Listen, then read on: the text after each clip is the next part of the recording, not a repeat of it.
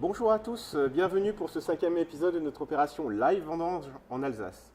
Aujourd'hui, nous sommes au village de Zélambert, à une quinzaine de kilomètres au nord de Colmar. Et nous nous trouvons au domaine Jean Becker. Je suis avec Martine Becker. Bonjour Martine. Bonjour. Peux-tu nous présenter rapidement le domaine Jean Becker ? Alors, Jean Becker, c'est un domaine familial qui existe à Zélambert depuis 1610. Et en fait, nous sommes sur l'emplacement qui est là, dans un cadre d'une sortie d'exploitation depuis 1848. Et donc, nous sommes 3 frères et sœurs. Donc, vous allez rencontrer Philippe, François et moi-même. Donc, Philippe, c'est la partie vinification et distillation artisanale. Moi, je fais le commercial et François s'occupe de l'intendance. Alors, j'ai l'impression qu'aujourd'hui, c'est un jour de non-vendange. Oui, de temps en temps, il nous faut une journée pour que vous puissiez voir le pressoir, qui ne tourne pas parce que tout simplement en bas à la cave, ils ont besoin de pouvoir décuver les pinots noirs et avoir un peu de temps à eux pour travailler sur la récolte 2016. Donc Alors, on va se retrouver. Voilà, dans le pressoir. Juste attention, il y a des tuyauteries. Alors il y a des tuyaux, pendant les vendanges, on nettoie, on aspire. Voilà. Donc voici les pressoirs. Oui, donc nous avons 2 pressoirs, un Perra et un bûcher, pour ne pas faire de publicité, avec donc une rampe de chargement qui se fait de l'autre côté. Donc la rampe de chargement, c'est une ceinture qui permet aux raisins délicatement vendangés à la main de ne pas subir un choc. Et donc ils sont en raisin entier sur la bande qui ensuite va décider du pressoir à prendre. Alors les jours de vendange, le raisin est pressé ici, Voilà. le jus est évacué directement dans la cave. Oui, donc en fait c'est des pressoirs qui ont une vis qui permet l'extraction des mares. Et donc, alors les mares, on aperçoit ici la vis sans fin voilà. qui évacue les mares ensuite dans une remorque dehors. Dehors dans le jardin, on a donc la remorque avec les restes qui sont donc la pulpe de raisin et ce qu'on appelle les rafles. Alors allons voir justement dehors comment ça se passe. Et du coup, à nouveau on chemine. Vous voyez ici toutes les bottiches qui sont en attente parce qu'aujourd'hui on ne vendange pas. Alors j'ai remarqué quelque chose que je vais vous montrer. Sur les bottiches, on aperçoit le nom Becker gravé. Et en même temps, la couleur verte qui fait rappeler qu'on est en bio. On a toujours eu le vert. Alors j'en profite ici pour vous faire admirer le panorama. On aperçoit le vignoble. Donc ici, on est dans le Grand Cru Freune. Et donc, on visionne Colmar. 10 jours par an, on voit les Alpes suisses. Et puis, vous avez un petit totem dans le bout de la vision, qui est donc le prochain Grand Cru, qui s'appelle le Sonnenglanz de Weblenheim. Revenons à nos moutons. Je vois la remorque avec les mares ici. Voilà, je vous la présente. Donc les mares sont évacuées directement comme ça. Que faites-vous des mares après, Martine ? Alors, ça, ce sont maintenant des mares de cépages pinot noir, pinot blanc et chardonnay. Donc ceux-là vont être utilisés en compostage. Alors il y a encore 1 ou 2 ans, on faisait les compostages à proximité du domaine. Maintenant on les met très loin, justement pour éviter ces vagues de mouches Suzuki qui ont dévasté le vignoble. Et donc il y a une seule sorte qui sont donc les mares de Gewürztraminer qui vont être distillées pour faire le produit AOC qui s'appelle donc le marc d'Alsace. Très bien, je vais descendre maintenant. Merci Martine. Et je vais rejoindre Philippe, ton frère, qui nous attend à la cave. Je crois que tu peux l'appeler, Martine, pour lui dire qu'on arrive.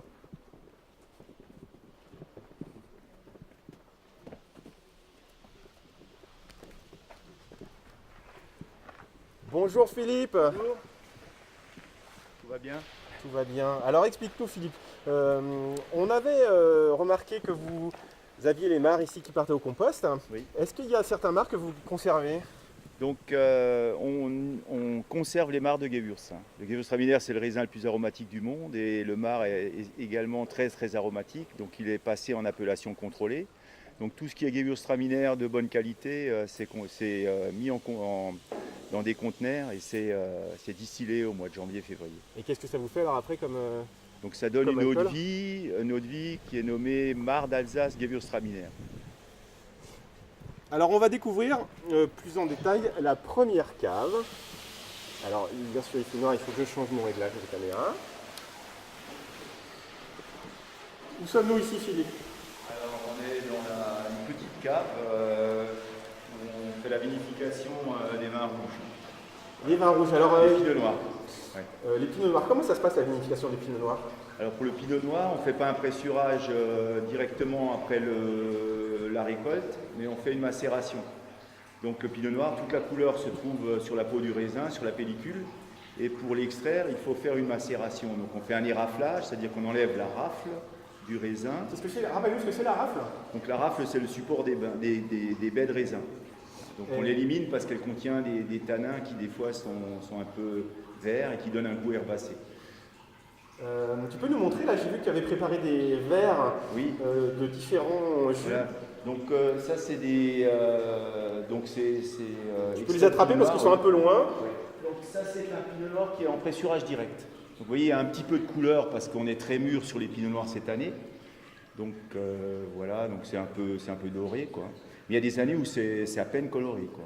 Oui, alors ce qu'il faut rappeler à tout le monde, c'est que lorsque le raisin est pressé, il ne sort pas un jus rouge, le jus est clair. Le jus est clair. Pour lui donner sa couleur rouge. Voilà, donc pour lui donner sa couleur rouge, donc ici nous faisons quand même une décantation pour le pinot noir, de façon à éliminer les bourbes. On a souvent des problèmes de réduction, donc en éliminant les bourbes, on élucide le problème. Donc ça, c'est par exemple un jus qui a macéré pendant une journée. Donc on voit déjà qu'il y a une belle extraction de couleur. Et ce jus ensuite est débourbé et réintégré dans le marc. Et ici, j'ai un lot de rouge qui a été récolté vers le 24-25 septembre. Et donc là, c'est après une semaine de macération, on voit déjà une couleur très intense. Ah oui, il est déjà beaucoup plus rouge. Et donc là, on est déjà presque en fin de fermentation. Et tu nous as préparé un outil pour montrer un peu comment on pouvait faire masse. Voilà. Donc la technique de la macération, c'est de faire des remontages, donc à l'aide d'une pompe, de remettre le jus en suspension sur le marc, et également d'enfoncer le marc de façon à ce que le jus extrait la couleur qui se trouve dans les grains de raisin. Donc là, c'était un pigeon, on appelle ça le pigeage, un pigeon, ou je ne sais plus l'autre nom d'ailleurs, le pigeon, et on écrase, on enfonce le marc, le gaz carbonique s'échappe, et donc on fait ça 2 fois par jour en début de fermentation. À la fin de la fermentation, on ne fait plus que des remontages de façon à ne pas extraire des tanins qui seraient un peu durs. Voilà, le pigeon qui est un outil ancien, mais qui servait autrefois pour tasser un petit peu le raisin à la bottiche. Et alors, j'ai aussi l'impression qu'une fois que les jus sont passés dans les cuves, il faut nettoyer les cuves. Oui, donc en fait, en œnologie ou en cave, ça fait rire, mais il faut beaucoup d'eau pour faire du bon vin. Et là, on aperçoit... la propreté est essentielle. On aperçoit André qui est rentré dans la cuve. Bonjour André. Bonjour. Et qui nettoie la cuve, et là, il n'y a pas de mystère. Il rentre et il passe la brosse pour complètement nettoyer. Merci André. Philippe, oui. Donc on a vu un peu la façon de procéder avec les pinots noirs. Tu peux nous montrer la deuxième cave et nous expliquer un peu ce qui se passe en cave? Oui, je vais vous emmener, suivez-moi.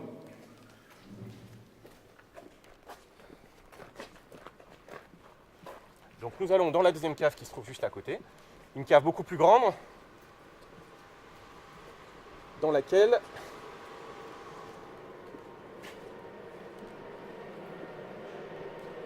alors qu'est-ce que vous avez mis dans cette cuve? Qu'est-ce qui est rentré?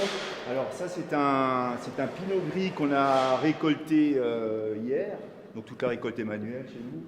Et donc c'est des vignes qui étaient bien avancées en maturité et qu'on a jugé bonnes à être récoltées. Hein. Voilà. Donc on peut faire ce qu'on fait tous les jours, donc c'est une extraction de jus de façon à goûter, à mesurer la densité et la température du jus. Donc là, on est dans la première phase, la phase de débourbage. Donc toutes les bourbes vont se déposer au fond de la cuve avec les éléments indésirables. Et donc là, c'est un densimètre, hein, c'est un outil qui est ancien. Bon, il contient un thermomètre, on est à 10 degrés. Et on a une très belle densité, on a été même un peu surpris. Tu peux nous montrer la gradation, s'il te plaît? Oui, donc là, on est à 1100, donc 100 Huxley, donc ça fait un peu plus de 14 degrés, quoi. Donc ça, c'est une belle surprise.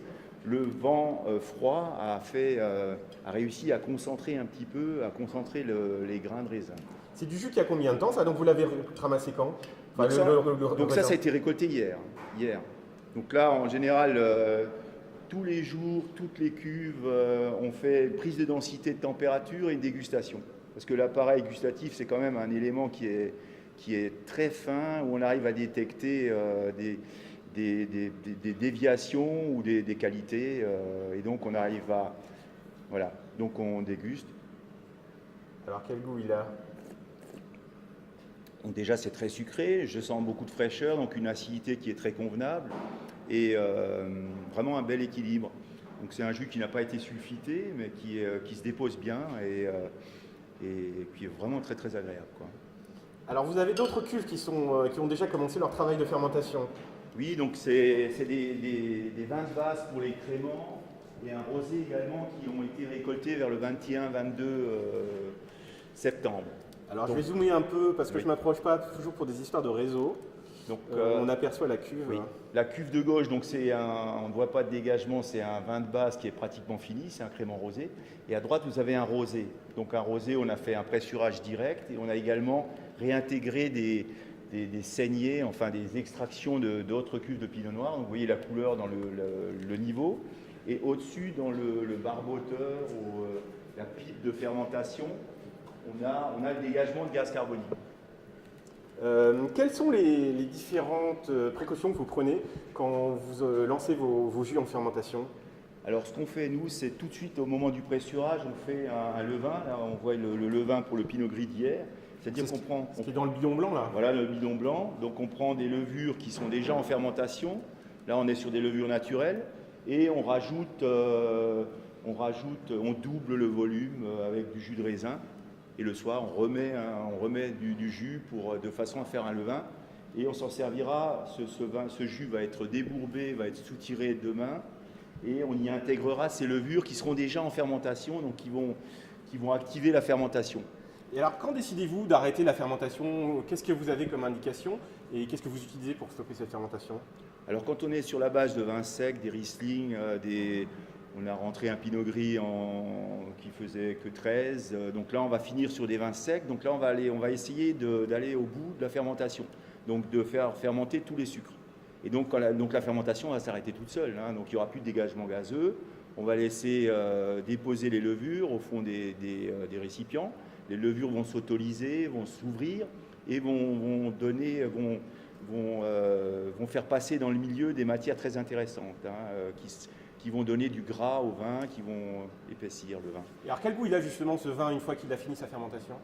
En fin de fermentation, on est très chargé en gaz carbonique, donc ces fois c'est un peu compliqué à déguster, mais il faut que ce soit très net, qu'il y ait du fruité, et il faut éviter tous les faux goûts, hein, et on a quelquefois des déviations qu'il faut détecter à temps pour y remédier, quoi. Alors justement, quand il y a déviation, qu'est-ce que ça peut être comme type de déviation et qu'est-ce que vous avez comme outil à disposition? Alors l'outil le meilleur, c'est la dégustation, hein. Après il y a des analyses, hein. On fait contrôler les vins également par des laboratoires, mais tant qu'on ne sent pas, qu'on ne décèle rien d'anormal, on laisse, hein, on laisse faire. Si on décèle, des fois on n'est pas sûr, il y a un début de volatile. Le volatile, c'est l'acide acétique, hein, c'est le vinaigre en fait, hein. Et donc ça, ce sont des bactéries plutôt qui sont en compétition avec les levures et qui peuvent transformer soit des sucres, soit des acides en acide acétique, en vinaigre. Et donc là, c'est pas bon, hein, Et ça se développe souvent ou ça arrive que vous ayez de la volatile? Alors, ça arrive même sur jus de raisin quand on a cette pourriture acétique liée à la Suzuki, là, la petite mouche, là, je pense que vous en avez peut-être parlé auparavant. Donc c'est une mouche qui attaque les raisins et donc on peut déjà avoir de la volatile sur le raisin. Donc là, il y a des normes, hein, et donc là, il faut faire un tri à la vigne qui soit très poussé. On a été empoisonné avec ça en 2014. Et ça, c'est donc un travail qu'il faut faire à la vigne, hein.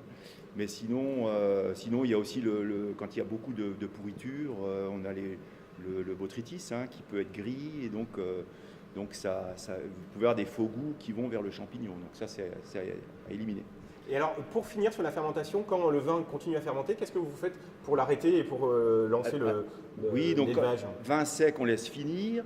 Vin à haut degré, par exemple, quand ça rentre au-dessus de 14 degrés, 14, 15, 16 degrés, voire les vendanges tardives, il faut trouver l'équilibre entre l'alcool et le sucre, et l'acidité aussi, la fraîcheur du vin, de façon à faire, et après on fait une espèce de mutage, hein, dans des régions ils appellent ça comme ça, donc on soutire le vin et on le refroidit de façon à bloquer la fermentation, on enlève les levures, la lie, et au final on rajoute un peu de soufre pour le bloquer. Très bien. Merci beaucoup Philippe pour toutes ces explications. Voilà, notre émission était un peu plus longue que les jours précédents. On espère tous que vous avez apprécié et appris énormément de choses. Demain, ce sera notre dernier jour de l'opération Live Vendange. Nous serons à Dambar-la-Ville pour découvrir le domaine Charles Fray. Voilà. Merci de nous avoir suivis. Nous vous souhaitons une très bonne fin de journée.